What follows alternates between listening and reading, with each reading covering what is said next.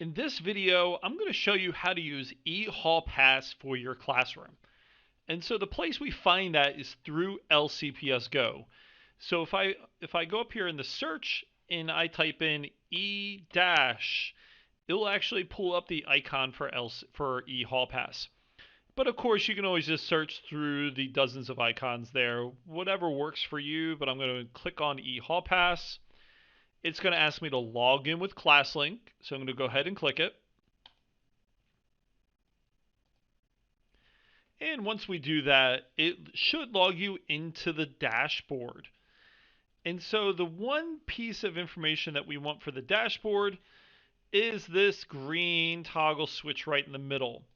Yours might be set to all active, but in the beginning of the day, you want to set it to only my active. So anytime a student says that they're with you, that pass will show up there. So what I'm going to do next is I'm going to show you what happens when a student makes a pass for you. So I have here BAM student 01. They just made a restroom pass for you. And you can see that it shows up on your screen as soon as that student hits create pass. And so all I have to do now is the student will say, excuse me, I need to use the restroom. You go to your device, wherever you have eHall Pass on, and you hit the approve button. And it lights up green. That student now is allowed to go use that specific restroom. So the restrooms will be on rotation. So you might be in the front of the building, but the back restroom might be the only one that's open. They have to go to that bathroom. And so the student is out. They come back. They let you know that they're back. You have to press end or keep. It's important that you press that. Otherwise, that pass will be active as long as you do not hit that end or keep button.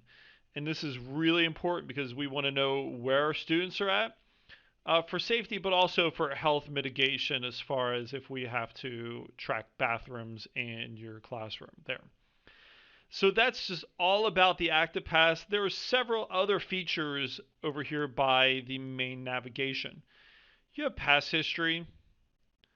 So that's of course if you want to search for a student, you can see how many times they've used the restroom here. And so I've made this video several times now, so you can see all those active passes. If you need to make an appointment pass, so say a student is here in the building and you want to see that student during a resource, what you can do is you can actually fill out an appointment pass for them. So you choose the student name. So of course it's super easy. You just start typing, find the student. You would select the dates. Inside of there, you'd pick the period. We have them listed there. You would select the time. And of course, you have to select the time in the period. It's not an automatic process. From me, you want them choose a teacher, reason for the pass, and then press submit. And what that will do, that will alert the resource teachers that they have an appointment pass. So we're going to train them to make sure that they know about how to search for appointment passes. A student can also make a pass for you to come down to resource. You just have to remember to have that dashboard up to approve that pass as well. So if you have any questions about eHall Pass, feel free to reach out, william.peterson@lcps.org.